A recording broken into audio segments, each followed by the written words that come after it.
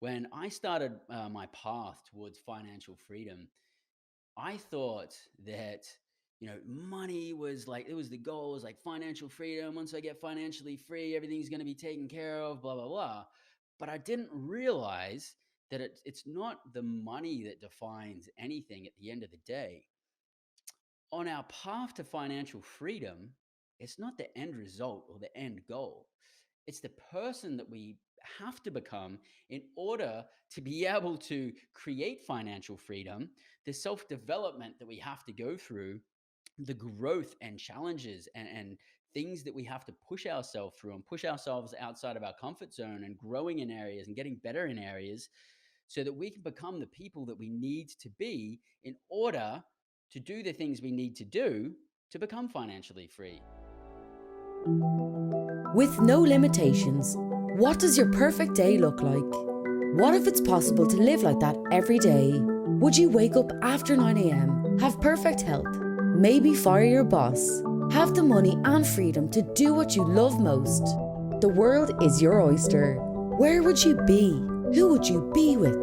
The possibilities are endless. Whether you believe it's possible for you or not, you can make more, work less, and live free. Welcome to Freedom Hack Radio, where entrepreneur, best-selling author, world traveller and adventurer Bryce Robertson and special guests crack the code on money, health, relationships, spirituality and having fun doing what you love most. Be inspired to create your own self-designed freedom lifestyle. Welcome to Freedom Hack Radio. I'm your host, Bryce Robertson, and today we are talking about the big one, guys. The thing that many people fail to master in life, the thing that people think will bring us the most happiness and will solve all our problems. Today, my friends, we are talking about financial wealth. This episode is created for newbies to the financial wealth realm, and it'll also progress into a more advanced discussion later in this episode for those who are more financially savvy. So stick with me all the way through this, and it's at least going to be a refresher for those who are crushing it financially. First off, I have to have a disclaimer. I'm not a financial advisor. I'm not a lawyer or tax advisor. I'm not giving investment advice. It's pure education, and you'll need to get your own financial, legal, tax advice to suit your goals and your specific needs and circumstances. So, this is general education only, and I'll tell you what I'm doing and what works for me, but you guys will need to consult with your own advisors and figure out what works best for you. So, today we are talking about financial wealth. So, why do I say financial wealth and not just wealth? Well, that's because wealth comes in many different forms. Most of us, when we talk about wealth, we're probably relating to financial wealth, but we could be wealthy if we have a lot of love in our life. That's a lot of wealth. We could also have a whole bunch of food supplies, which is something that a lot of people have right now. That's also wealth. We could be wealthy in happiness. We could be wealthy in health. Um, so, but today we're going to talk about financial wealth because this is number one of five core principles for living a freedom lifestyle.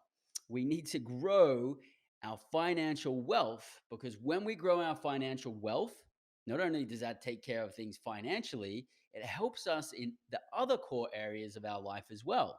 So when we go out there and create a bunch of wealth, then when we're talking about our relationships, now we can take our kids to Disneyland, or we can take our partner out for dinner, or buy them the thing that we wanted to buy them. It allows us to do things and have more fun and expand in our relationships because we've taken care of ourselves financially. As far as health, same thing. Being financially wealthy is going to be able to enhance our health as well, because now we can go out there and maybe we want a massage therapist for like, you know, once every 2 weeks or something. Or maybe we've really wanted to have a gym subscription to, like, say, CrossFit, or like a certain type of gym subscription that's been a little bit above our pay grade, but now we can go out there and we can get that. Maybe we want to get a personal coach. All of these things are possible when we expand our wealth. So, the more that we build one of these areas that we're talking about, that is a core principle for living a freedom lifestyle, we expand the other areas as well. So, but why am I mentioning financial wealth before we talk about, say, health or relationships or spirituality or having fun? Well, when we talk about the five core areas of living a freedom lifestyle, we have wealth, health, relationships, spirituality, and having fun. It's really up to you which one of those is the most important. And I don't want to necessarily say that financial wealth is the most important out of those, but that's really up to you. And whatever the most important is out of those five will probably change even in your life. It changes for me. It'll change in your life. You'll categorize things as you're moving along, and there'll be certain things that you need to work on more than others. But the reason we're tackling financial wealth first is because it's the first thing that people feel like they need to get under control, so that they can handle everything else in life, or so that they can expand and grow in other areas of life. So it's kind of like the elephant in the room, and I'd rather take some bites into that big elephant so that we can break it down, and we can move beyond. So today we're starting off with financial wealth. So before we dig into it, let's bust a few financial myths.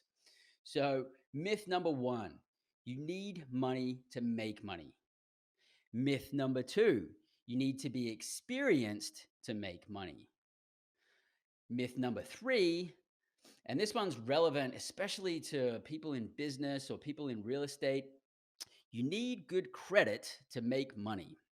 So I just gave you three myths, and these are three things that I used to believe too. In the beginning, when I was searching for abundance and freedom and financial freedom, I thought I couldn't get it started because I didn't have money, I wasn't experienced, and I didn't have good credit. In fact, I actually had a negative net worth.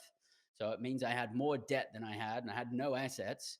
I had more debt than savings, and then I had unseasoned credit because I hadn't been in America long enough to actually build credit. I just hadn't had that time length.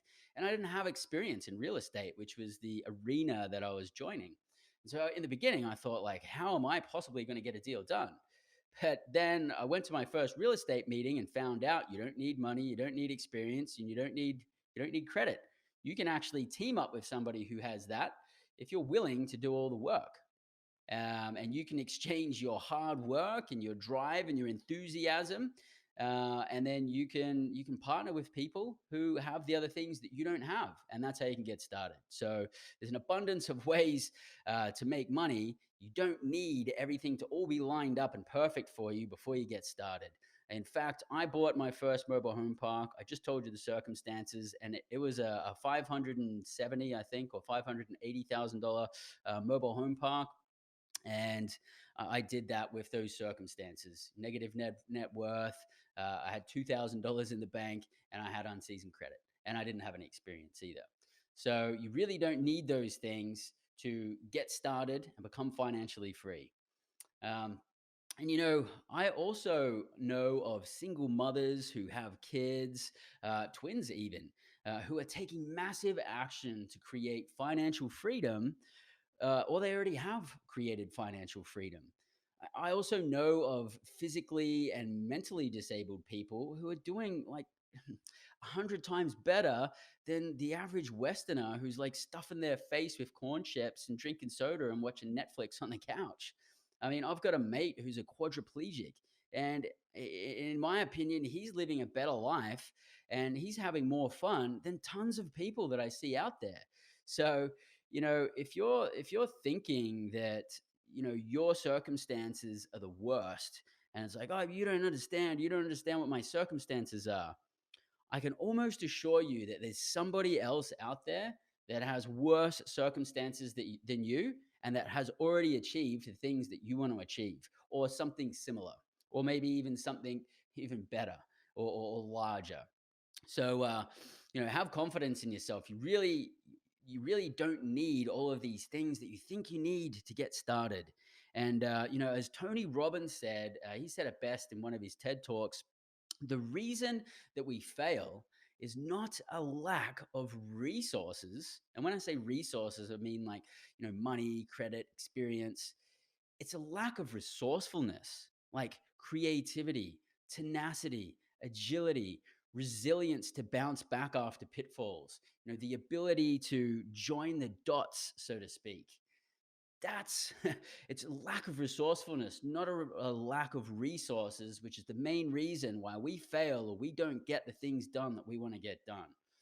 Um, so if you're not getting what you want, drop the BS that you're feeding yourself, because there's someone out there with worse circumstances that have already achieved the thing that you want to achieve.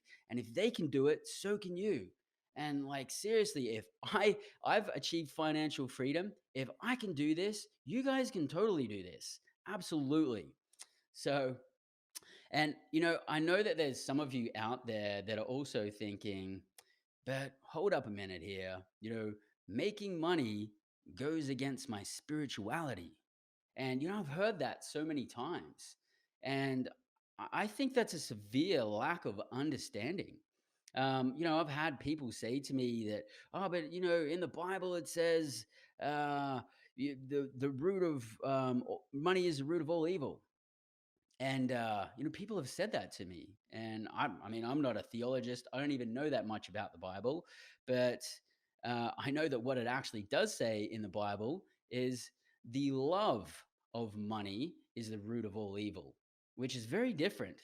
It's not money that's evil; it's whoever is behind the money could have the potential to do something evil or not. So really, money's just going to amplify whoever you are. So if you're an a-hole, then you're not making much money, when you have an abundance of money, there's a fair possibility that you are going to be an amplified version of an a-hole. But on the flip side of the coin, if you're a loving, caring, generous, giving person, before you become financially free or before you become financially wealthy, then when you do become financially wealthy or financially free, you're going to be a much more amplified, loving, caring, generous, giving person. So it really just makes us more of what we are. So it's not money that is the root of all evil, it's a love of money. So if you're out there and your child needs school clothes and school books, and you're choosing to not buy that, and you want to go out there and buy yourself some designer shoes, then you've got like your priorities mixed up. And if you're loving money, if like money is going to control your life, then you've got your priorities mixed up there too. Money is amazing.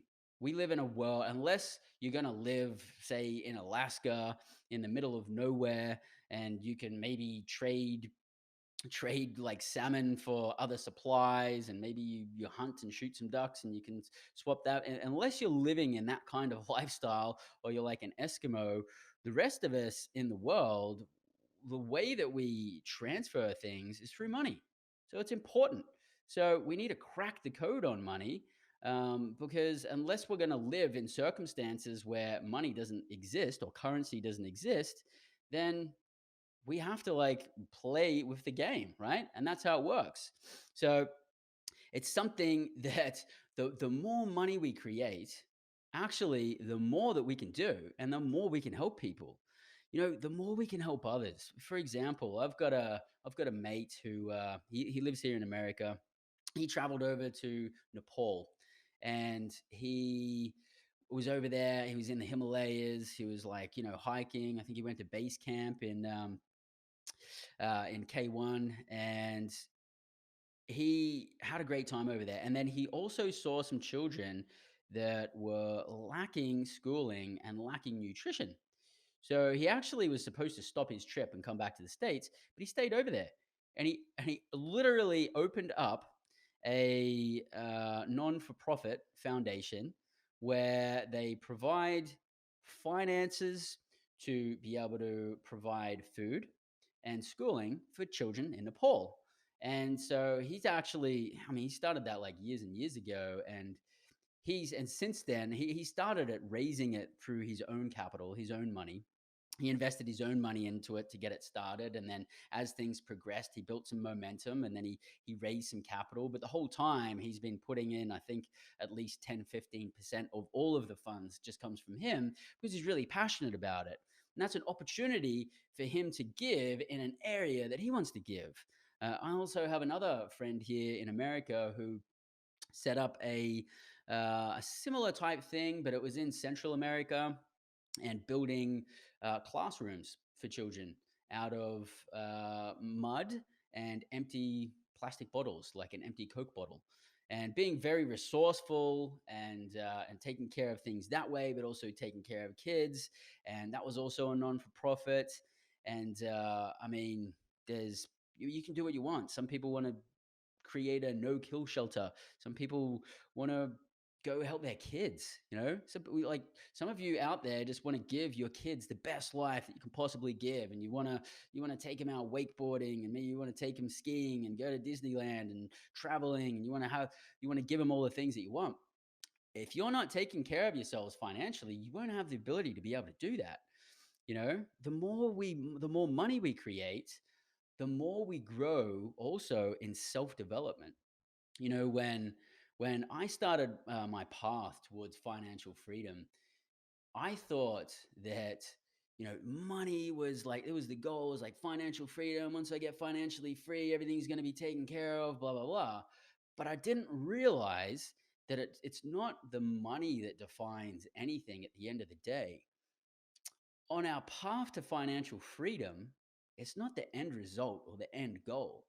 It's the person that we have to become in order to be able to create financial freedom, the self development that we have to go through, the growth and challenges and things that we have to push ourselves through and push ourselves outside of our comfort zone and growing in areas and getting better in areas, so that we can become the people that we need to be in order to do the things we need to do to become financially free in business, as an investor, as a communicator, and as an entrepreneur, as a presenter, as a salesperson, whatever it is.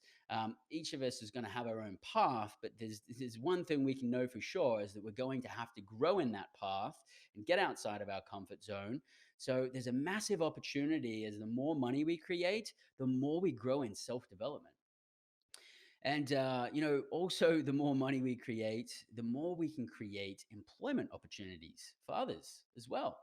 And, I was having a conversation with my wife the other day. I think it was yesterday, about this. And, we're selling one of our properties, and we've had it for about 18 months, and we took a look at it. We took a look at the numbers, and we're like, this is what we invested, and this is what the profits that we're going to be making out of it. And here's all the expenses in between. And we're like, yeah, this is a pretty sweet deal. This is going to be a great deal. And then my wife said, yeah. And like, I was just sitting here and I was thinking, how about all the people that we've been able to provide employment for the last 18 months, just relating to this one property? There's tons of contractors and cleaners and all of these people that have been involved that now have had employment created because of it. And even more recently, with the whole, coronavirus, stay at home, stay in safe lockdown thing, there was a point where just before that kicked in, one of our contractors was, you could tell he needed like a little bit of extra money. And we could have easily just stopped and just said, like, we're good. We don't need to do any more construction work here. Let's just hold off, and we'll do it later. But we gave him an extra couple of days work, and it was things that we could have, we needed to get done. We didn't have to do it. We could have put it off, but we wanted to be able to give him a couple of extra days work.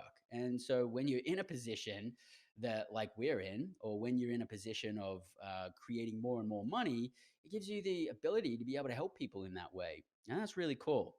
And, I was talking about self-development before, that the more money we create, the more we can help inspire people and draw out the best of them, And I actually do that through management. I've got managers at my mobile home parks, and I've got different people that work with me. And I'm always infusing self development in my communication with these guys because that is, I think it's really important. And, if I see something where someone could gain a little bit better from a sales tactic, or maybe they could learn to communicate a bit better, or maybe there's something that they could do that would be more efficient, it's my opportunity to help inspire people and draw the best out of them so they grow that way. And, once we are taken care of financially, then we have more to give to others. We've got more time, more love, and of course, more money. And I'm sure most of you out there have people in your family that would appreciate that, or friends that would appreciate that, having more time, more love from you, more attention, and obviously more money as well. And the more we improve financially, the more we improve the other four core areas of our life, which I spoke about before. And I also mentioned in the first podcast that I had, episode 1, this book, Secrets of the Millionaire Mind by T. Harv Eker. And the reason I'm mentioning this again now is because it really, really, really applies to having a sound success and wealth mindset.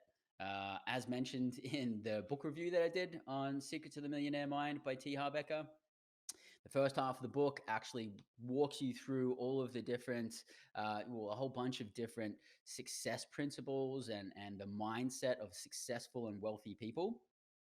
And then the second half of the book has about 17 sections where we get to actually go through some exercises ourselves and then reframe, or maybe to say that a different way, to pick out the weeds of our negative financial mindset and to replant new wealth mindset seeds so that we can grow successfully. Super, super powerful book. I can't underestimate it enough.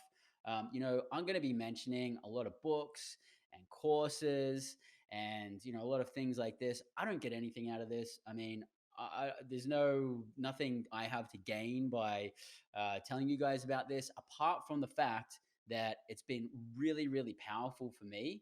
And so I highly recommend it for you guys.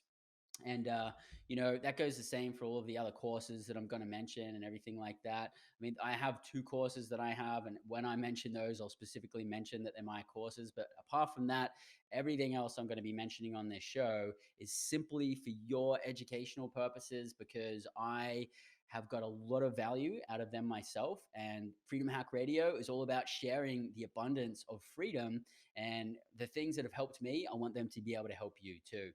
So as mentioned, T. Harv Eker here, he actually created Peak Potentials, which has a 3-day live event, which is the kind of like the live event version of this book, created around the same principles. And I believe it used to be called the Millionaire Mind Intensive. I think he sold the company, and then it has new ownership, but they still run the same programs. So you can still go and get the same program. I just think they've changed the name now to Millionaire Mind Experience. I think it is. It's MME. You can Google that and find that online. The links for these books and courses and everything, it's all going to be in the show notes as well. So good to go. So check that out. Highly recommend T. Harv Eker. He's an amazing educator, and he takes what are otherwise complicated topics and makes them really fun and simplified as well. And I've spent about 2 years under the training of T. Harv Eker's programs, and that would have been one of the most pivotal points of my life. Highly recommend it. You guys should totally check it out. So, we have some goals to work towards with our financial freedom. So, financial freedom, I would say, is the most common goal that most of us are going to have. Most of us are going to be wanting to be financially free. And some of us might have heard about financial independence or financial freedom. So let's quickly talk about what it means. So, the technical definition of financial freedom is when your passive income, and passive means your investments or income that's coming in from you having to put little to no work into creating that income. So maybe you have your money invested in something else that someone else is managing, and then they just pay you, some cash flow or distributions, or earnings every now and then. And so that's passive, right? Active is actually when you are the one out there managing the deal. Let's say you're going out there and you're buying real estate properties and you put the deals together and you manage them. That's actively managing a deal. And that's not really what we're talking about. The reason we're talking about passive is because financial freedom is when your passive investments can pay for your lifestyle expenses. So think about whatever all of your monthly expenses are for your lifestyle, and then add on the fun things that you want to do, like a little bit of travel and going out to the movies or dinner or whatever it is you like to get up to. Whatever that amount is, once you have passive investments, which is investments that you have to put little to no effort into each week or each month, and I'm meaning like 4 hours or less a week, that you need to put to this to create this. That would be a passive investment. If you're putting 4 hours or less into managing your investments, then that's pretty passive. And if that pays for your living expenses, then that's called financial freedom. So at that point, you have the freedom to choose whether you want to work or you don't want to work. And most people, once they achieve financial freedom, they don't stop there. When I achieved financial freedom, we probably kept working like tons. But it's just awesome to know that we had the ability to not work when we choose to. So then, for example, in the beginning of last year, so like, I don't know, 12 months ago, we spent 6 months, my wife and I spent 6 months traveling the world. We went to like 20 countries. And, we worked a couple of hours each week and managed our businesses from afar. But apart from that, we were traveling the world and having a blast. It was absolutely amazing. And we have the ability to do that because we have, financial freedom, we have time freedom, we have location freedom. We can literally run our business from anywhere, or businesses from anywhere. So it's pretty amazing, the concept of financial freedom, and that's usually what most people are going for here. So I think this is especially relevant to current times, because how many of you out there have recently lost a job, or you're on unemployment insurance, or you've been temporarily laid off, or you're a small business owner and for some reason that business model got heavily affected by coronavirus and the lockdown and everything like that. You would be in a position where, I'm assuming, if you're not financially free, you'd be wishing you were. And interestingly, although there's tons and tons of chaos going on right now, and and for many of you out there who haven't been researching the economy and researching all these kinds of things, it's also uncertain times. Actually, the more that you become educated on this, the more you would realize that there was going to be negative economical effects or economical downturn, regardless of whether COVID-19 or coronavirus came along. Coronavirus was really just it was the pin that popped the bubble, the economic bubble that was going to pop from something anyway. It's true. Hardly anybody could have ever predicted that something like coronavirus would have been the pin to pop it. But we were going to have an economical downturn this year around this time anyway. And those who are privy to following the economy would have actually, well, are privy to knowing that. So, but the interesting thing about these times is that when there's chaos and economical turmoil, there's also an absolute abundance of opportunity. So, I mean, temporarily, a lot of us in the beginning could be fearful and go, "Oh, I don't know what's going to happen, blah, blah, blah." But then once you get your head around the concept that these things are actually natural, economical downturns and natural, these things happen naturally. It's kind of like a body detoxing and like sweating something out, or um, getting rid of some waste. That's kind of what's happening with the economy right now, and it's a process it has to go through. But as that happens, unfortunately, there's going to be some people who are going to be in not so good positions. And the interesting part about that is that there's going to be a lot of needs that people have that are going to need to be filled. And so there's going to be an abundance. There already is a lot of opportunities, and there's going to be more and more opportunities as the next couple of months unfold, as the next year or two unfolds. It's going to be probably one of the most abundant times for opportunities in any of our lifetimes. So that's really exciting, and it's great to put yourself in a position where you can actually be on the end of providing value to a tons of people who need it. There's going to be a lot of people with housing needs and employment needs, and so really exciting times to be a problem solver in that scenario. Um, so, and then some of you are probably thinking out there, well, I want to get financially free, but also I really love my job and I want to keep it. And that's totally cool because, you know, I became financially free, or my wife and I became financially free, and I still had a day job. I still had a day job and then became financially free. And then I no longer had to have a day job anymore. And so totally got rid of that. And then created all new possibilities for myself and for us once we became financially free. But if you really, really love your job, that's cool because you can work with investments on the side, or like a small business on the side, or a joint venture on the side, or something entrepreneurial on the side. And we're going to get into different ways in a minute here. And you can create that supplemental income that puts you in a position of financial freedom. And then massively exceeding that because you're also getting the money from your day job as well.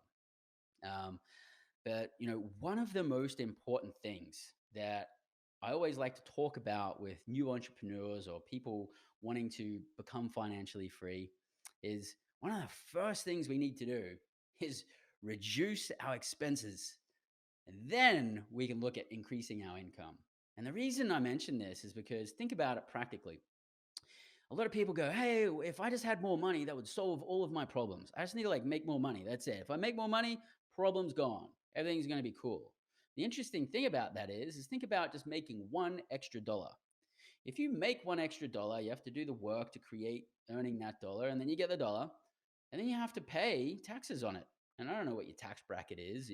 Let's just use something average and say that you have to pay 30% taxes on that dollar. So you've earned that dollar, you're paying 30% taxes, and now you've only got 70 cents left. Okay. So you actually have to work harder to create income because you have to pay taxes, and it doesn't actually equal a dollar, it equals 70 cents. Now, if you reduce expenses, you reduce one of your expenses by $1, then there is no tax that you have to pay on that dollar. You don't lose anything. You actually decreased your expenses by a dollar. So let's say a really, really simple calculation that you have $3 income, then you have $2 expenses, then you're going to have $1 left over, right? And that's money that you can use. Well, there could be cash flow, right? If you reduce $1 from your expenses, then you've got $3 coming in. Now you're only paying $1 expenses. Now you made $2. You just doubled your income. But if you had have increased $1 in income, now you're at $3.70 because remember we had to pay tax, and your expenses still at $2. So now you have, I think it's $1.70. Yeah, $1.70 instead of $2. So see how that works? It's pretty different. And you definitely need to look at reducing expenses. So where do we need to look? First off, we need to look at our personal lifestyle. We need to look at where we are, and what expenses we have. And if you don't have a budget, you need to have a budget each month. You need to be able to itemize on a spreadsheet, or on a piece of paper, or however you like to organize it. Maybe there's probably apps out there, but have all of your expenses and know what your monthly expenses are.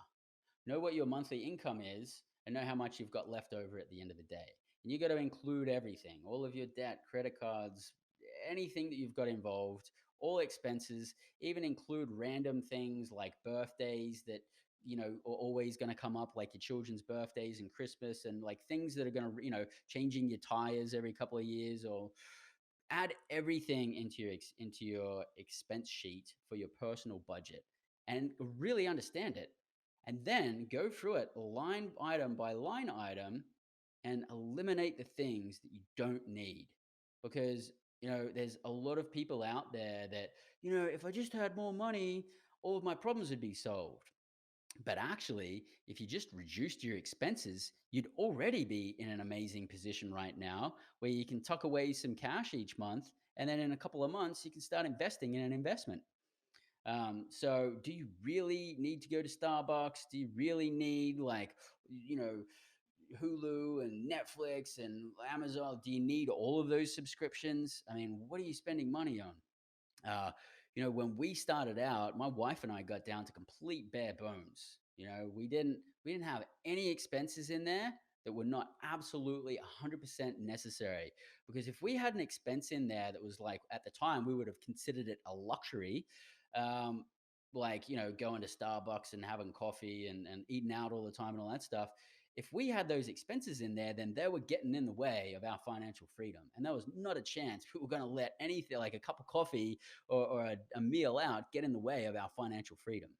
So we knuckled down and we really, really reduced our expenses. I actually know a doctor right now who makes tons of money, and he's actually going through a massive expense reduction because he's downgrading his house sizing. He's getting rid of, like, tons of expenses. And he's just by reducing his expenses massively, because, previous to this, he was living a pretty lavish lifestyle. And he's just, like, buttoning down and he's ripping a whole bunch of expenses out of the mix. And now he's in a completely different financial position and he's not making any more income at this point. But he's in a position now where he's got tons more cash to be able to put in investments so that he can fast track his financial freedom. So do that for your personal expenses. And then for those of you who have businesses or investments or anything out there as well, do the same thing for those. If you're getting your lawn mowed at one of your properties once a week, do you really need to do that? Could you do it once a month? Think about all of these things and go for all of those items. You really need to understand your numbers here. Um, so the three main ways that we make massive wealth, and this is just the main ways. This is not all inclusive. There's other ways that we can make money, but the three main ways that we make money is number one, in the stock market. And the stocks is not my cup of tea, and it's really not my cup of tea for a couple of reasons. One, it's not tangible. I like to have something that I can hold and own and know that even if, like, something happens, I've still got it. And that's not the case with paper assets or the stock market. So for that reason, I prefer tangible assets. Now, I'm not saying that doesn't work for everybody else. It's just personally not my cup of tea. There's tons of people out there that are making a lot of money in stock market. Um, but most people that I see actually don't, and only the real pros are out there crushing it. Um, so we're going to have a lot of experts on the show and a lot of industry leaders talking about the stock market, because it is definitely a way to become very wealthy, and I'd like to learn a little bit more about it myself too. So that's going to be really exciting. So don't worry if there's some stock guys out and stock guys and girls out there that are like, hey, wait up a minute. Like, I've already become financially free from stocks. That's awesome. Tons of people have. That's great. We're going to learn about that. I'm just being transparent. Up to this date, it hasn't been my cup of tea. But we're definitely going to talk about it. Crypto is also something worth looking at, although I wouldn't put all your eggs in one basket with that. It's really volatile, like the stock market. And, I sort of kind of categorize it in the same sort of niche. It's also very different, but I suppose, if you're matching some things together, stocks and crypto can have, like, a similar kind of volatility as well. And a lot of people can make money in that way too. So number one, stocks. Number two, business ownership. Now, business ownership, out of all the three categories, is probably the broadest net that we can throw out there, and there's an abundance of opportunities. And it's all about supply and demand. If you have a product and you have an abundance of it, not that many people need it, then it's not a very successful business product or item. But if you have something that's in absolutely massive demand and there's really, really small supply for it, then that's a really good thing to base a product or a business model around. And more importantly, providing massive value in niches or niches that desperately need it. That is, and they kind of like tie together too, but that's like where people make massive amounts of wealth because there's a big need out there. There's big value that needs to be provided, and someone's got to go out there and provide it. Remember before I was talking about, in times of crisis and chaos and turmoil, there's going to be tons of people that are going to have needs. We're going to talk about some of those in a minute here. Um, and some things that you could think about.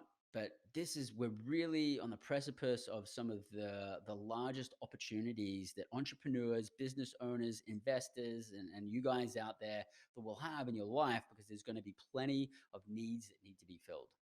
But one thing I see with business ownership, and I see this often, is when people go out there and they don't test their market idea first, and they go out there and they spend a ton of money. They got a business idea. They're like, "Oh, I got a business idea. It's going to be so cool." They tell their wife, and their wife's like, "Yeah, that's so cool." And then they go and tell their friends when they're having a beer, and their friends are like, "Dude, that's like the coolest idea. You should totally do it." So they're like, "Okay, cool. I spoke to my wife. I spoke to my buddy down at the pub. Yeah, I'm going to go create this thing." So they go create it, and then they create a website, and they spend thousands of dollars, and they get the t-shirt, and they get the hat, and they get the logo, and they go out and they get all the sales banners and everything like that. And then they go to launch their product, and it's crickets, because there's not enough demand for it. People don't really need it. Or maybe they don't have the right method of projecting the value of it, and they don't have the right sales tactics or something like this. And I see that all the time. Um, but let's go to an example. Like if you're making granola bars, and like granola bars is your thing, you don't need to have like the coolest wrapper and all. Like, make a freaking cool granola bar that has the ingredients in it that people want, and then have people try that granola bar. And if they're not like blown away by it, then go back to the kitchen and keep cooking, and wait until you have the ultimate granola bar that's going to fill all the needs of people. And have polls and tests and find out, like, people that do eat granola bars, what are they looking for? What's missing from the other granola bars? And then once you have the ultimate granola bar, and then once you know that you're selling it, you could just be wrapping it up in something, some paper bag or something, like something simple, and start selling them and start getting some volume going. And then once you've got some transactions consistently going in place and you're really building momentum, then go out there and get the awesome website and the logo and the banners, and boom, boom, crank up on your expenses in your business and grow exponentially. But you definitely got to test your market first. And you might be out there as entrepreneurs. We might be testing a few things. We might test this and this, and try a few different things. And maybe that one doesn't work, this one doesn't work, and then bang, you strike gold. And when you strike gold, when you know that you have something that's really successful and you're seeing good progress with it, stop everything else, put your foot on the gas, and just give it all your attention and laser focus and go for it, because obviously that's working, and that's the business that you need to grow. And then once you've got that completely under control and you're really crushing it, then you can branch out, and then you can, maybe work on the other ideas that you had, or reshape them to make them a little bit better. So, but you must be laser focused and choose one niche. I mentioned in my first podcast, that's what happened with me in the beginning.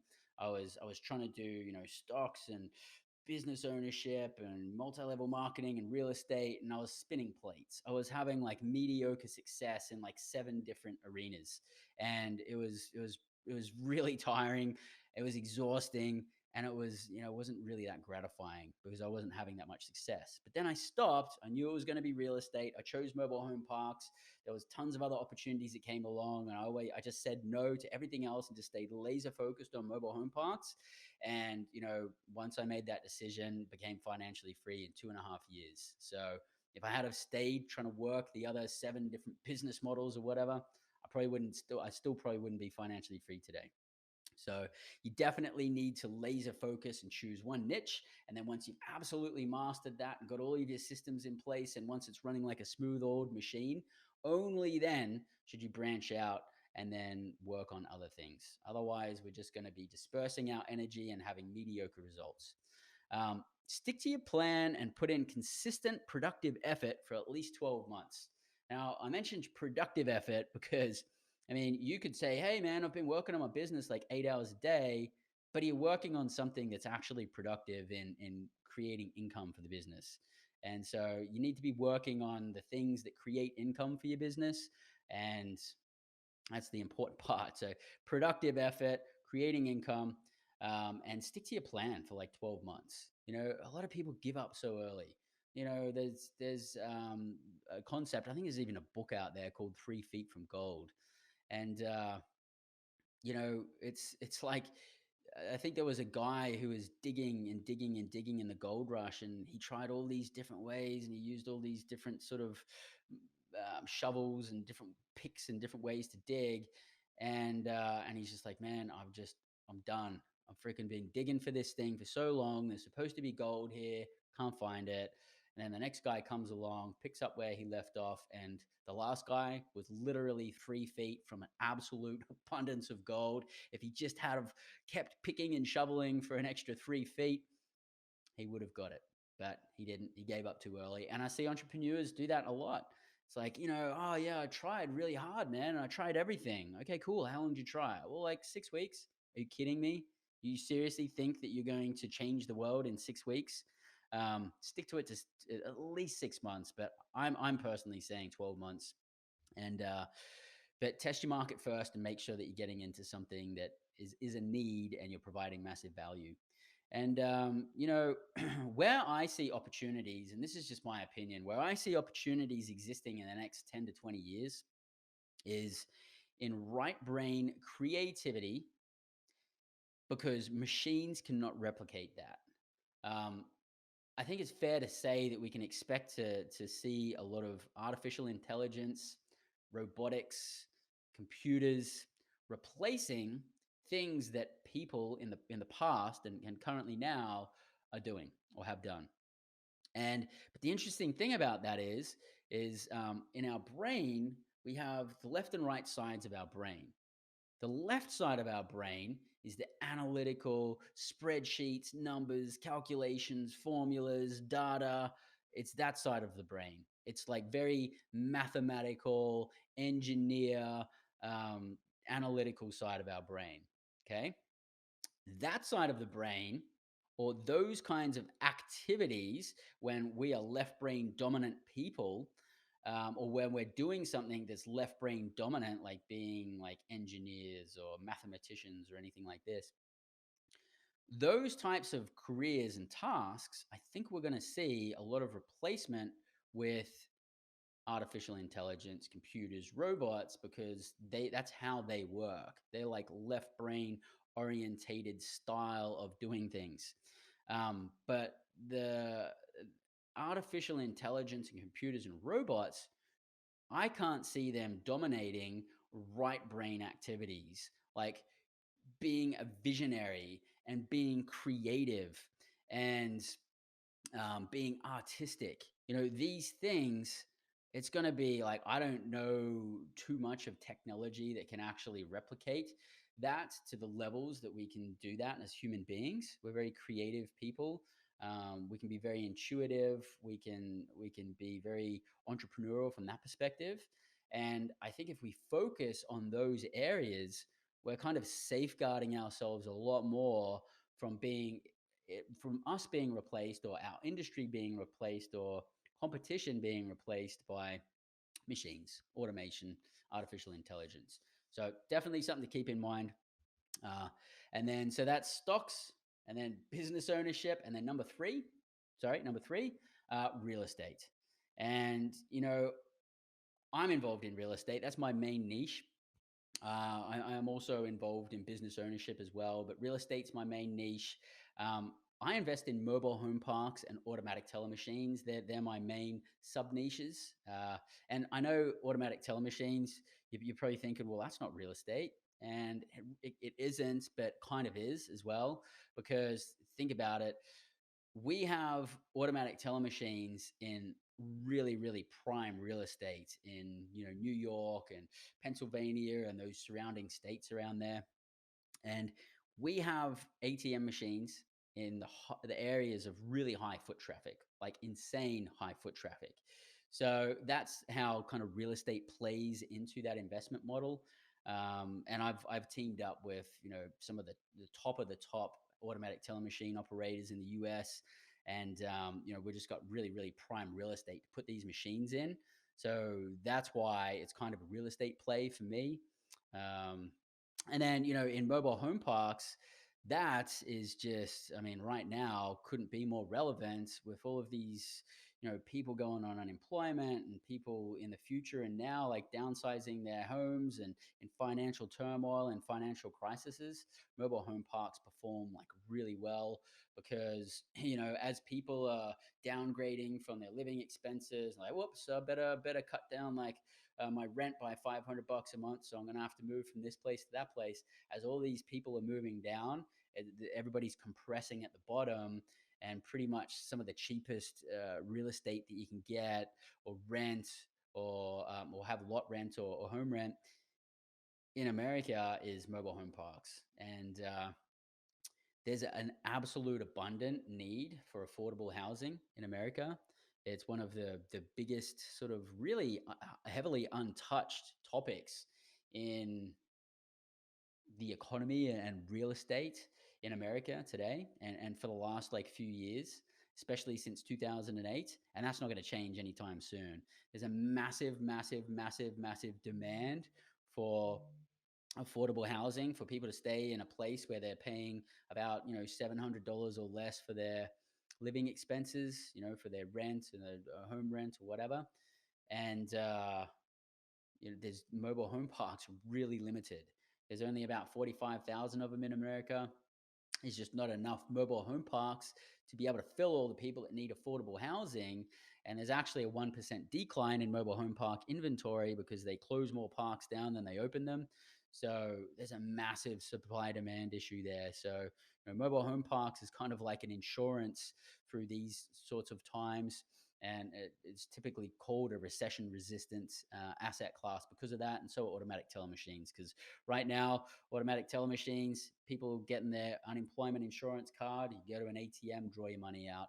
A lot of banks are closed, people are using ATMs. And maybe people like you and I don't use those, but some of the lower demographics, that's where we really get a lot of traffic from the lower demographics and people, lower income people, and they use ATMs a ton. So, and they're using it much more right now. So, on real estate, and this applies to business as well. There's basically two types of investing. I touched on it before. Quickly touch on it again now: passive versus active investing. Um, Passive investing is you take your money and you give this money to someone who's operating a deal, and then that operator will manage the deal. They put the deal together. You're basically buying a passenger seat on a plane, as a passive investor, and you're betting that that person is going to fly you to the destination you want to get to. And when we're talking about it financially, they're going to give you the returns that they said they were going to give you, and you want to have trust in that person, yada yada yada, and you want to understand the investment. But that's a passive investment, and we're going to talk a lot about this much more in other episodes. This is just sort of very high level today. And then there's active investing. That's where you are the person that goes out there and puts deals together, and maybe you manage the deal and you're very active in the role, and you spend a lot more time involved in the actual investment because you're managing it, you're working it. That's a very active role. I am an active investor and a passive investor. And some of you out there, if you don't have the time to go out there and put, 20 hours a week into actually working on your own investment model to become an active investor, then it's probably a better idea that you become a passive investor. If you're going to be actively investing, I think you need at least 20 hours a week to do it successfully. Unless you're going to, do it really slowly. I mean, you could probably spend 5-10 hours a week, but it's going to be a much slower path to financial freedom. And then, when you're a passive investor, there's actually two types of passive investors that the SEC considers, and that is an accredited investor and a non-accredited investor. So an accredited investor, it's kind of like a line that the SEC, the Securities Exchange Commission, draws in the sand, a line they draw in the sand. where they say an accredited investor is someone who meets these following requirements. They have a net worth of $1 million or more, not including their value of their primary residence. Okay, so it's a net worth of $1 million or more, or you can qualify by the following two ways on your tax return. If you add income and you file your taxes singularly as a singular person, if you add $200,000 income each year for the last 2 years and you're going to be like that in the future or more, then you're considered to be a accredited investor. Or if you file jointly with your spouse, then it's $300,000 a year each year for the last 2 years, with the anticipation that you'll do that again this year and moving forward. And then you'll qualify as an accredited investor. There's a bunch of investments for accredited investors that are, it's sort of like, big boy investments. There's a lot of investments that aren't available to people unless they're an accredited investor. So if you're an accredited investor, you meet those requirements. If you're not sure if you meet those requirements, talk to your financial advisor, your CPA. They can actually let you know if you accredited or not. And then it opens up to a much larger field of investments. Okay. But don't worry, because if you're not an accredited investor, and I wasn't an accredited investor when I started out, then you're a non-accredited investor, or it's also called a sophisticated investor. And in that circumstance, then there's other requirements where you can actually get involved in a deal, as long as you understand a little bit about investing, and you've had a bit of an education background and whatnot as well. So, almost anybody can get involved in investments. There's just different investments that you can get involved in depending on if you're accredited or non-accredited. And some of you out there may want to raise money for investments, and that's also called syndication, or syndicating a deal, where you put the deal together and you bring in investors' capital. There's a lot of rules and everything that apply to that. So make sure that if you are going to take that route, and I mean, I highly recommend it. I think it's great. I've done it myself. I mean, whatever works for you will work for you. I've used syndication and raising capital to build my portfolio. It's been a really, really powerful tool. It's been amazing. But there's rules that apply to it, okay? And there's heavy penalties as well. So we want to make sure that we're definitely getting properly trained. I actually have a home study course that I created with my mate, Mr. Reed Goosens, who's a really successful multifamily entrepreneur and syndicator. It's about a 10-hour home study course. I'm not really going to talk about it much here on the show, but it's a possibility for you. If you're interested in that, just email me, Bryce@freedomhackradio.com, and just say you're interested in the raising money course, home study course, and we can talk about that. But there's other courses out there. The main point is go out and get educated before you do something like that, because you're getting into very dangerous waters of lots of different rules and everything. You're managing other people's money, and you want to make sure that you're doing it completely correctly. And there's 3 niches or niches. I like to say niches because it rhymes with riches. But there's 3 niches that need value to be provided in the real estate world that I think are pretty important right now, and definitely as the next 10 years unfold as well. So I'm not saying that this is the only area of real estate that has a need, but I see these areas as really standing out because there's going to be a massive need to fill some value in these areas in the coming years, and now as well. First area, affordable housing. Already mentioned that before with mobile home parks. It's not physically possible that mobile home parks can solve that problem, because one, there's not enough allowance from cities to be able to build mobile home parks. Like, you can't actually build mobile home parks in many places.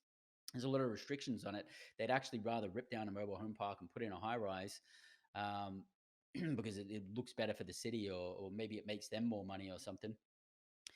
But so there's a supply and demand issue there, and we can't really build more mobile home parks, right? And on the other flip side of the coin, it's not really that profitable to build a mobile home park from scratch. It's much more profitable to buy a used one and turn it around, kind of like, really fixing up a mobile home park and making it better. And that's what I specialize in. That's what I do. But affordable housing, there's a massive need for it. And so I think this is an opportunity for us as visionaries and as people creating freedom lifestyle for us and for other people, that we get creative and think about ways that we can provide massive value and provide affordable housing. Now, there's like tiny homes. It's a movement. I don't know if that's going to solve the problem. There's a certain amount of people that would want to live in a tiny home. Uh, they're also not extremely cost effective. So, I mean, they're small, they fit the space sizing that people probably looking for, especially in bigger cities. But I don't know if that solves a problem. But it is definitely a niche, something to look into. Um, Definitely possibilities there. There's also, shipping containers that can be converted into living spaces for affordable housing. You have to jump through some hoops of different different hoops with like zoning and codes and ordinances and stuff with that. But then there's also right now with this whole coronavirus lockdown thing, there is so many retail stores and so many commercial real estate buildings that are closed down and that are not going to open up again. Uh, One, because maybe they didn't make it through financially, or two, some of them are just going to say, hey, man, like the fact that this could potentially happen again and we could go through this lockdown thing again, I'm not taking that risk. We're out. Change in business model, you're out. Tons of people who are renting those retail spaces and in commercial buildings won't have a use for them anymore. So there's going to be there's going to be real estate sitting there that's probably going to be cost effective, that maybe not straight away, but in the coming months and years, it's got to be cost effective. And there's an opportunity to be able to convert some of that real estate with creativity and with working with the city and the zoning department, and but be able to convert some of those into affordable housing. And we can do this in rural areas as well. But if you're thinking of like how you can create affordable housing, creative ways to do that, it's a massive, massive, massive, massive, massive, abundant opportunity that exists in America. So if you haven't already started tapping into it, perfect way to start and start solving some problems. That's area number one. Area number two, senior living. Don't know if you guys are really up to your date on any statistics with the baby boomers, but the baby boomers make up for the largest population that exists in America. And over the next 10 years, just due to natural cycles of human beings going through their life cycle, there's going to be a lot of baby boomers who are going to be retiring. They're going to be downsizing their home. They're going to need a senior living. And so there's going to be a whole bunch of opportunities that exist around that: senior living, assisted care, assisted living facilities where they have like the doctors and nurses and everything on site, housing for seniors. And then there's also going to become a whole bunch of houses coming as new inventory on the real estate market, because some of these baby boomers are going to be coming to the end of their life cycle and liquidating their estates and getting rid of those houses. And before that, some of them will actually just sell their houses and downgrade and go into a senior living facility or assisted living facility or something like that. So pretty hot topic. Um, it's a pretty involved business as well, because it's not just real estate. If you're in the actual senior assisted living business model, if you're in assisted living, then there's the whole medical element to it as well. I think it's a really, really great thing to get involved in. I think it's also going to take a little bit more to wrap your head around everything and really know what's going on there, because there's also quite a lot of responsibility there as well. We're dealing with like real tangible old people who need care, and we need to make sure that we completely understand that side of things, so that so that we can effectively have the best situation for everybody. So a little bit more complex, but massive need for that as well. There's going to be tons of baby boomers that are going to be in a position where they're going to need that in the future. Going to be tons of homes that are going to come available as well. Millennial housing is the third section. And the reason I mentioned millennial housing is it's because the sentiments of baby boomers, Generation X and Y, and millennials, we change. We change our sentiment. We change our priorities as we're going through different generations. Baby boomers, super hard work ethic. Millennials different. Millennials, freedom's more important. I hope we've got a lot of millennials listening to this out there, because freedom is important. Travel is more important than like having a 9 to 5. And so I think quality of lifestyle is more important to people, meaning, more freedom in things in their time, and the things that they can do is more important to millennial people. And a lot of millennials actually would prefer to have a smaller house, to have different living circumstances, having different technologies in the house.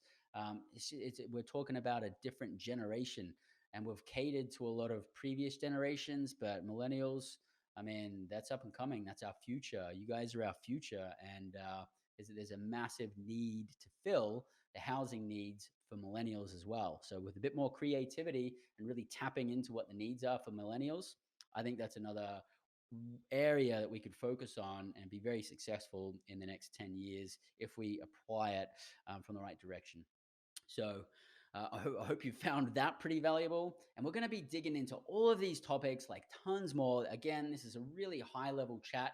I'm trying to like bust through as much that I can here to just wrap our head around the financial wealth concept and get you guys started in the right direction. And then as the weeks unfold and as the podcasts unfold, we're going to be digging into each of these things on a much more granular level, and we're going to be talking about an abundance more topics that you guys can benefit from.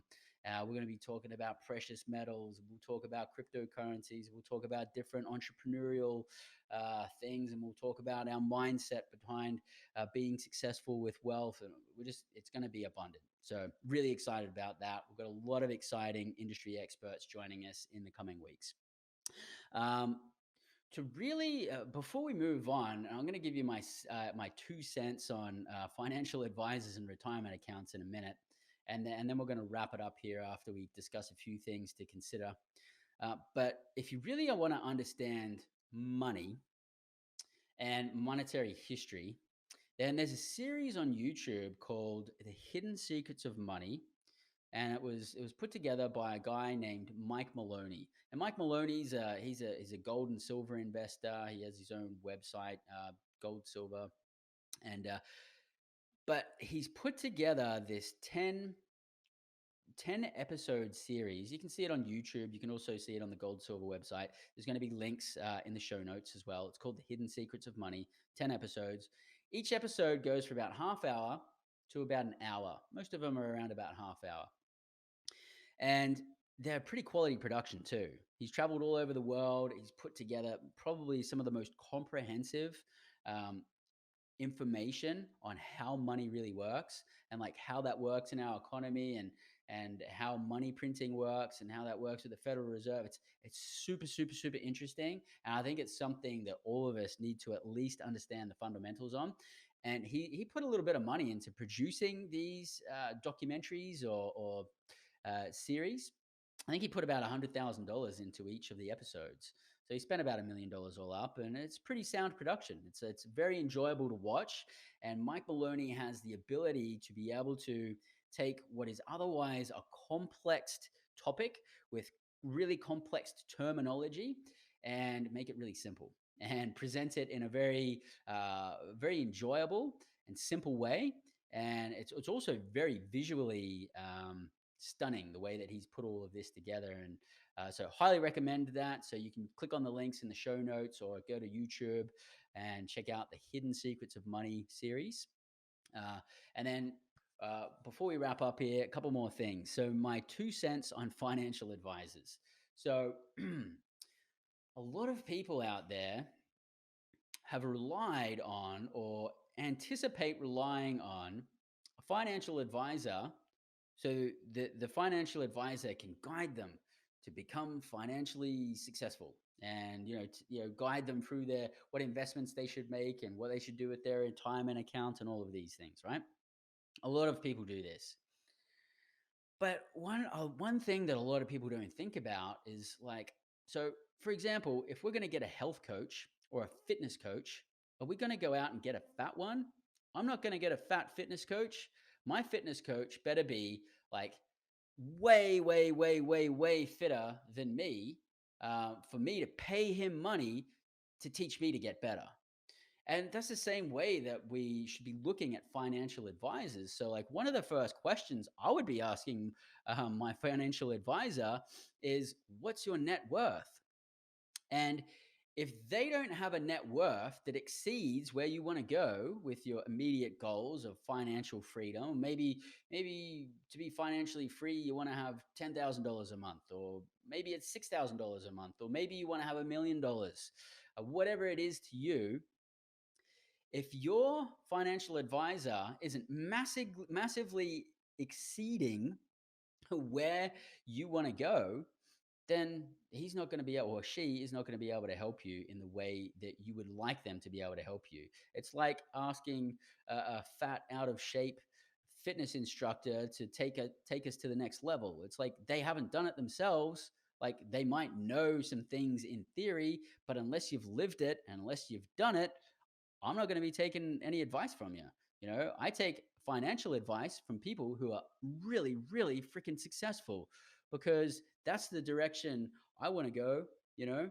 And same thing. If I'm taking advice from relationships, you better damn well have really good relationships if you want me to actually listen to your information and infuse it into my life, or take it seriously, or consider it, right? Um, so one of the first questions you want to ask, if you have a financial advisor, you want to ask them, what's your net worth? Because that's super important. Um, my 2 cents on retirement accounts and pensions. I'm not going to get into this like super deeply.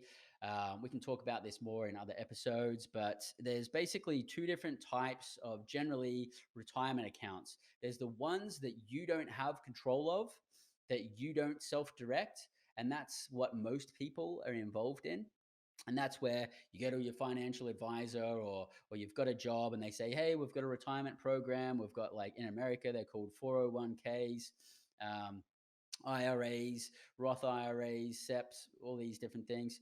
Um, in Australia, we call it superannuation. There's different names for it in the UK.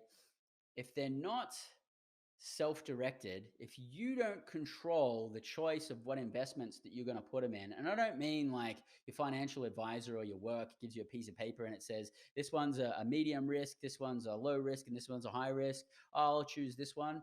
No, because those kinds of investments are actually, those guys they have financial incentive to be able to present those types of investments and packages to you. And just because they say that they're a low, medium, and high risk investment, maybe in comparison to each other, they are the way that they've calculated them. But doesn't even mean that the low risk investment is even a low risk investment in the whole scope of investments. Um, and unless you actually understand investments, you probably wouldn't really know that. And there's a lot of people that have invested uh, in their retirement. Money comes out of their paycheck every month and it goes towards this retirement that they don't have control of. They're not choosing exactly what it gets invested in. They're just choosing option A, B, or C. And the person who's presented that to them is actually getting financially compensated for presenting that to you. And they're most likely pretty low grade investments that may not even be making you much money, or maybe even be losing you money. If you're putting your control in that to be the thing that takes care of your retirement, uh, I would highly urge you to reconsider that. Wherever you are right now, it is what it is, but you need to start looking into self-directed retirement accounts. And the difference with a self-directed is you're actually going out there and you're finding the investments that you want to invest in with your retirement account. You're actually directing where the investments go. You're saying, hey, I want to invest in that gold and silver. I want to get some more gold here, some silver here, some precious metals. I want to invest in the stock market here. I want to invest in that and that and that. A little bit more money comes in from, because you're paying money into your self-directed account. And then, well, I've got some more money in here. I want to get involved in this particular real estate investment here, because I want some cash flow there. I want some equity there. I want to hold some wealth there. And you can control your own investments. This is what this is the way that successful, wealthy, abundant people control their financial future. through retirement accounts, it's through self-directing. Now, it's not the only way to invest. We don't have to invest through a retirement account. We could do it just through our own investments that aren't actually tied to a retirement account. But if we are talking about retirement accounts, let's look at self-directed, self-managed retirement accounts, because that's where you have the possibility of creating much more wealth that way than the low returns or actually negative returns that you can make over time from the normal retirement accounts and pensions, which there's a whole book on it right now that Robert Kiyosaki has written. And I haven't actually read this book. So let me just hold it up there. I haven't actually read this book. So I can't fully comment on it yet, but I've got it. I've purchased it and I'm excited to read it. And I'm going to be reading it soon once I finish the books that I am reading. But I've seen him talk about Who Stole My Pension on a podcast series that is on YouTube. I think it's like a 5-part series.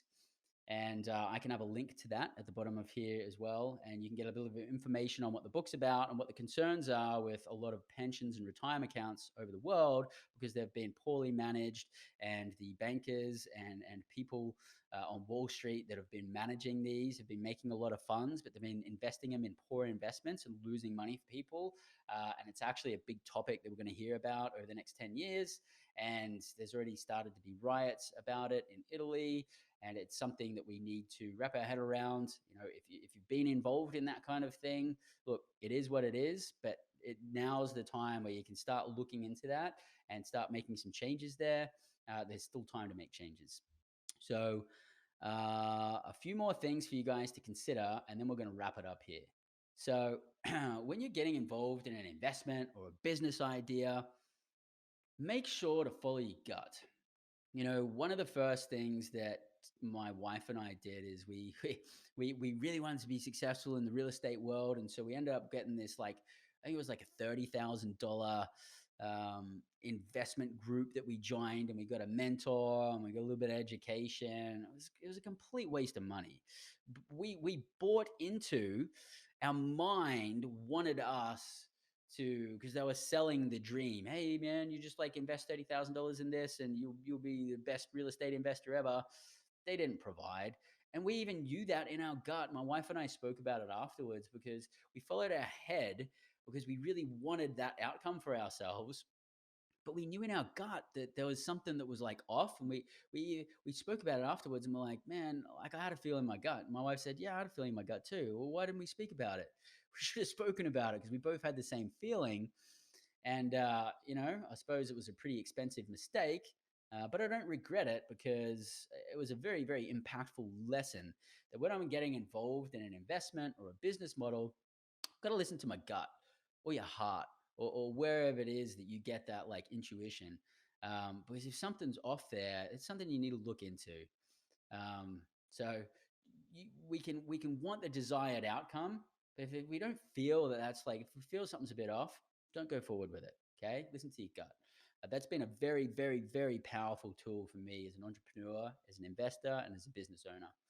Another thing is be very clear on your ethical and core values, and don't compromise them to make money, because you might get excited again about the outcome, but then once you get involved in it and everything, if it's not in alignment with your core values and your ethics, it's going to cause disruption in you, and it's going to show up, and it's not going to feel good, and you're not going to like it, and other people around you aren't going to like it too.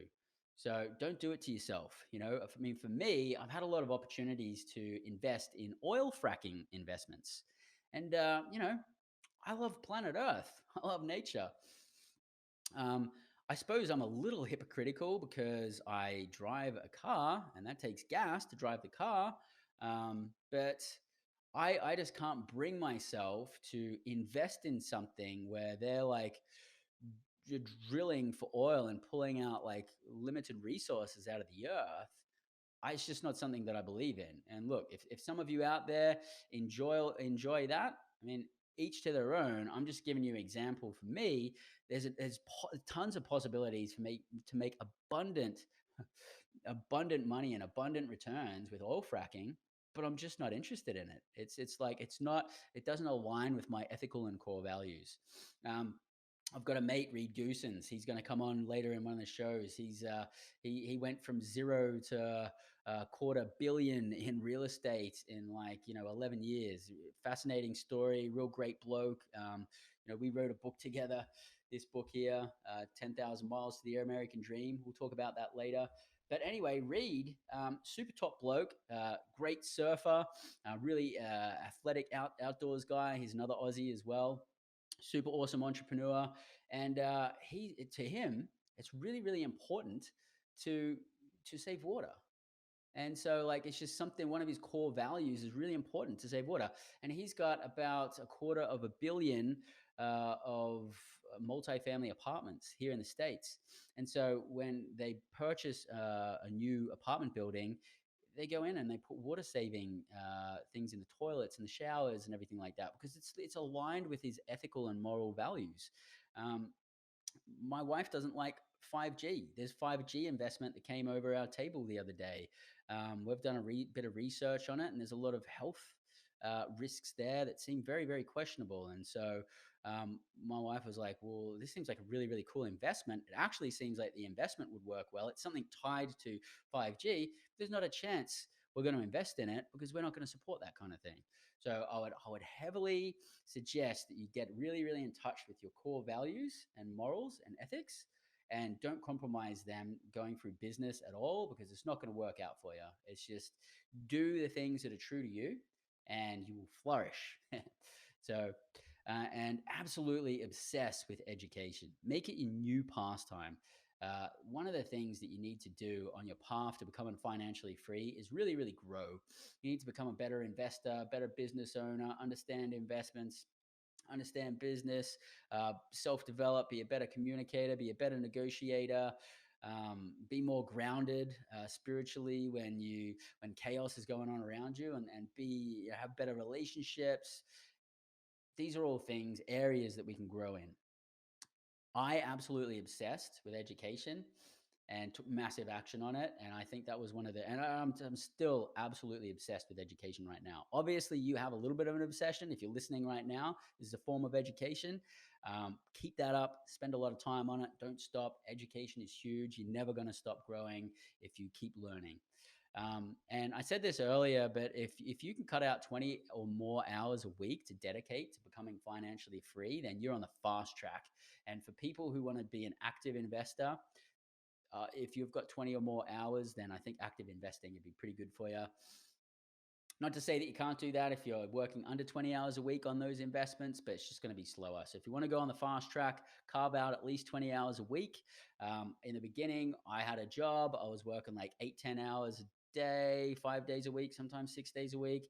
And then I would work another 40 hours a week after work. I would go to the gym, work out, and come home, and then real estate, real estate, real estate, real estate, education, real estate, real estate, real estate.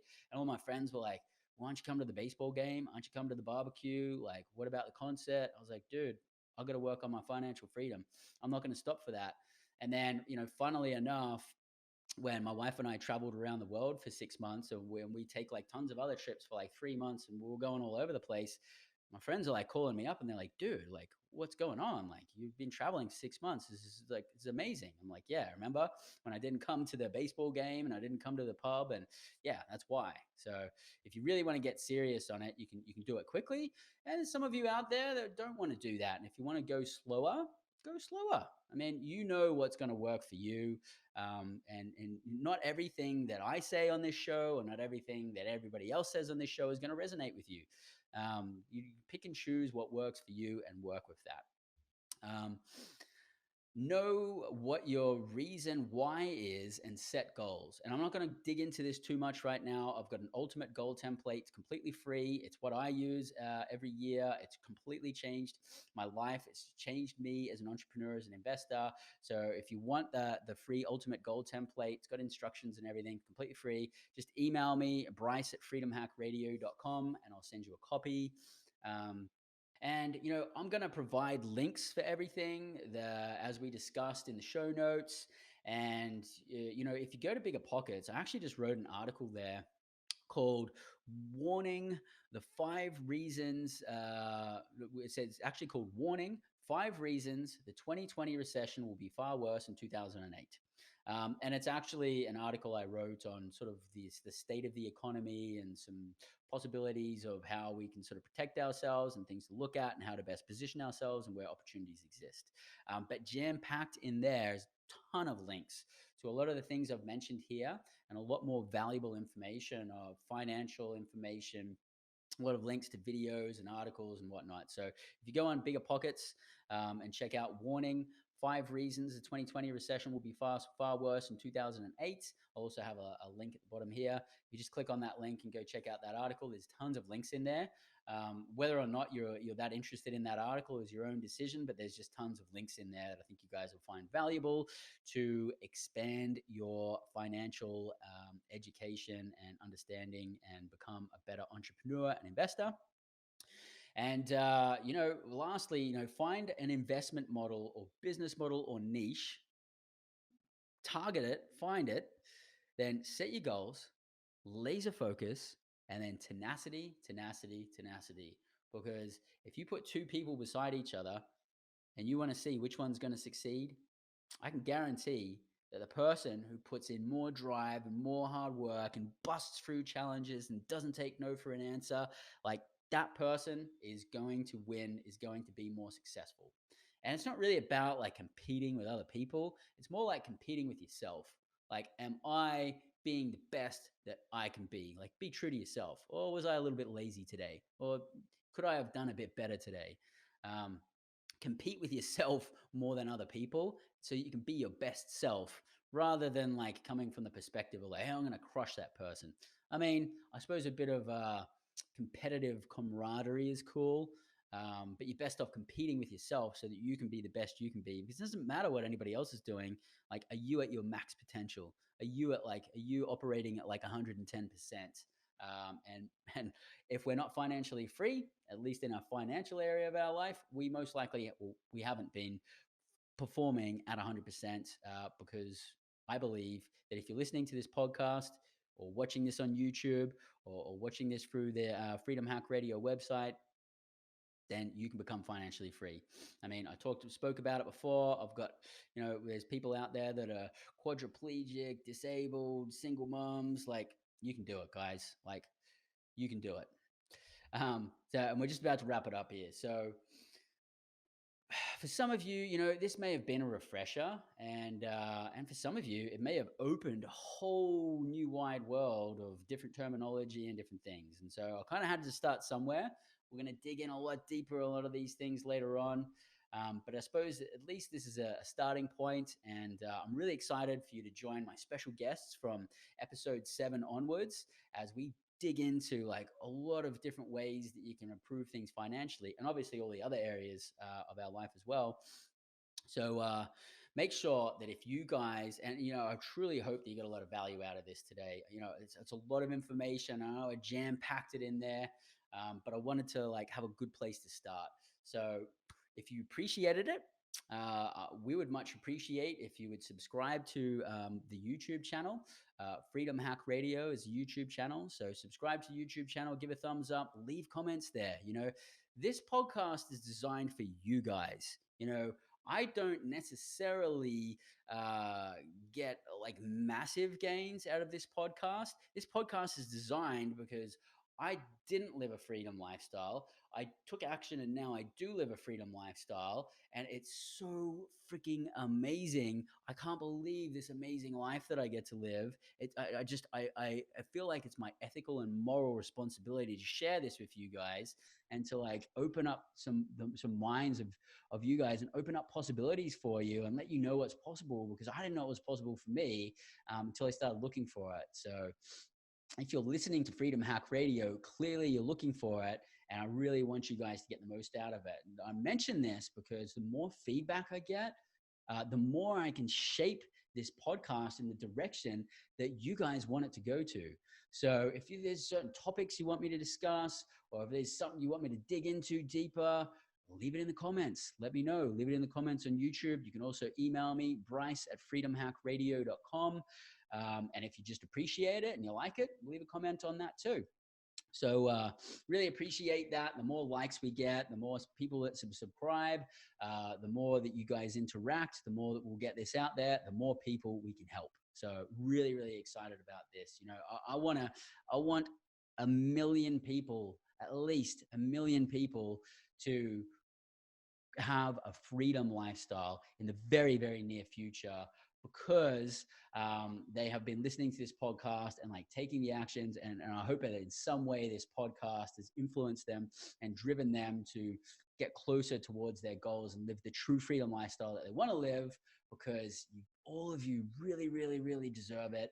And I just wish this so much for you. Like, some people want to go out there and build a church or have a no-kill shelter for dogs.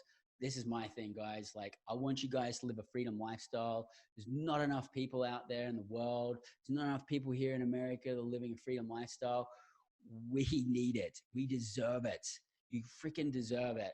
And so I'm really excited for you guys to take massive action on that path. Thank you very much for joining me. Again, this podcast is all about you guys, so all of your feedback is greatly appreciated.